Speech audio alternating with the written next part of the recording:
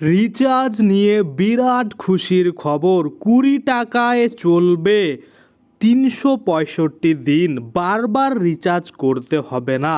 তো এই নতুন রিচার্জ নিয়ে কি খুশির খবর আসলো, কীভাবেই বা এই 20 টাকায় আপনারা 365 দিন ইউজ করতে পারবেন বা বারবার রিচার্জ করার ঝামেলা থেকে কিভাবে মুক্তি পাবেন, এই যে যাবতীয় তথ্য টোটালটাই কিন্তু আজকে আমরা এই ভিডিওর মাধ্যমে দেখে নেব। তো চলুন বেশি দেরি না করে ভিডিওটা শুরু করা যাক। তো দেখুন, এই নিয়ে একটি আর্টিকেলে বলা হয়েছে এই নতুন নিয়ম লক্ষ লক্ষ গ্রাহকদের মুখে হাসি ফোটাতে সক্ষম হয়েছে। বিশেষ করে যেসব গ্রাহক মোবাইল পরিষেবা সীমিতভাবে ব্যবহার করেন তাদের জন্য এটি আশীর্বাদ স্বরূপ। অর্থাৎ এই যে যারা শুধুমাত্র কলের জন্য বা ইনকামিং কলের জন্য ব্যবহার করেন, নেট কোনো রকম ব্যবহার করেন না, তাদের জন্য কিন্তু এটা দারুণ একটা খবর।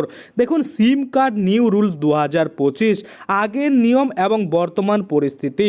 আমরা যদি দেখি 10 বছর আগে চালু হওয়া একটি নিয়ম অনুযায়ী মোবাইল গ্রাহকদের সিম সচল রাখতে সর্বনিম্ন 20 টাকার ব্যালেন্স রাখতে হতো। এই ব্যালেন্স দিয়ে ফোনটি সচল রাখা সম্ভব ছিল, কিন্তু বর্তমানে এই সীমা বেড়ে 199 টাকায় দাঁড়িয়েছে। এখন সিম সচল রাখতে গ্রাহকদের প্রতি 28 দিনে 199 টাকা রিচার্জ করা বাধ্যতামূলক। অর্থাৎ সিমটা চালু রাখতেই কিন্তু আপনাদের 199 টাকা রিচার্জ করতে হতো। এই নিয়ম অনুসারে যদি গ্রাহক 90 দিন ধরে কোনো ফোন কল, টেক্সট মেসেজ বা ডেটা ব্যবহার না করেন তাহলে সেই সিম কার্ড বন্ধ হয়ে যাবে। তবে নতুন নিয়মে সামান্য পরিবর্তন এনে গ্রাহকদের জন্য কিছু বিশেষ সুবিধা যোগ করা হয়েছে। যেমন আমরা যদি দেখি 20 টাকার ব্যালেন্সের নতুন নিয়ম, 1 নম্বরেই বলছে গ্রাহকদের ফোনে 20 টাকার ব্যালেন্স থাকলে সেটি 90 দিন পর্যন্ত কিন্তু সচল থাকবে। দ্বিতীয়ত বলেছে 90 দিন শেষে যদি ব্যালেন্স না বাড়ানো হয় তবে সিমটি আরও 30 দিন চালু থাকবে। এবং তৃতীয়ত বলা হয়েছে যদি ব্যালেন্স 20 টাকার নিচে নেমে যায় সিমটি বন্ধ হয়ে যাবে। 4 নম্বরে বলেছে তবে বন্ধ হওয়ার 15 দিনের মধ্যে যদি ফের 20 টাকার রিচার্জ করা হয় তাহলে সিমটি পুনরায় কিন্তু আবার চালু হয়ে যাবে।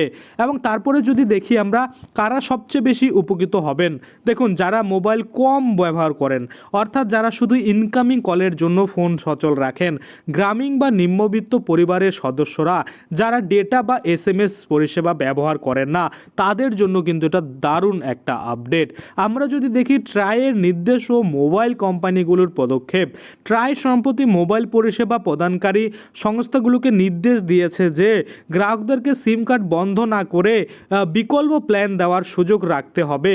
বিশেষত যারা ডেটা ব্যবহার করেন না তাদের জন্য নতুন ধরনের প্ল্যান চালু করার পরামর্শ দিয়েছে ট্রাই।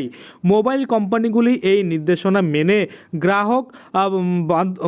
গ্রাহক বান্ধব প্ল্যান তৈরির কাজ শুরু করেছে। আমরা যদি দেখি নতুন নিয়মের প্রভাব, এই নতুন নিয়মের ফলে প্রিপেড গ্রাহকরা কম খরচে সিম সচল রাখতে পারবেন। বিশেষত যারা সীমিত পরিষেবা ব্যবহার করেন তাদের জন্য এটি একটি বড় সুবিধা। মোবাইল পরিষেবা শিল্পে এটি একটি ইতিবাচক পরিবর্তন আনবে বলে আশা করা হচ্ছে। ট্রাইয়ের এই নতুন পদক্ষেপ প্রিপেড মোবাইল গ্রাহকদের জন্য যেমন সুবিধাজনক তেমনি কিন্তু মোবাইল পরিষেবা শিল্পের জন্য ইতিবাচক। এটি আরও বেশি গ্রাহক বান্ধব পরিষেবা প্রদানের দিকে একটি বড় পদক্ষেপ। ভবিষ্যতে এর ফলে আরও উন্নত এবং সাশ্রয়ী মোবাইল পরিষেবা পাওয়া সম্ভব হবে বলে জানানো হয়েছে। তো আশা করি আপনারা বুঝতে পারছেন। তো এভাবেই কিন্তু 20 টাকা রিচার্জ করে আপনারা কিন্তু আপনাদের যে সিম সেটাকে সচল রাখতে পারবেন। এবং এই যে 20 টাকা, এই 20 টাকা দিয়ে কিন্তু আপনারা চাইলে কল SMS-ও করতে পারবেন। তো আশা করি আপনারা বুঝতে পারছেন। আগে যেমন নিয়ম ছিল অনেক দিন আগে, 10 বছর আগে, সেই নিয়মে কিন্তু গ্রাহকরা তাদের সিম কার্ড অ্যাক্টিভেট রাখতে পারবে।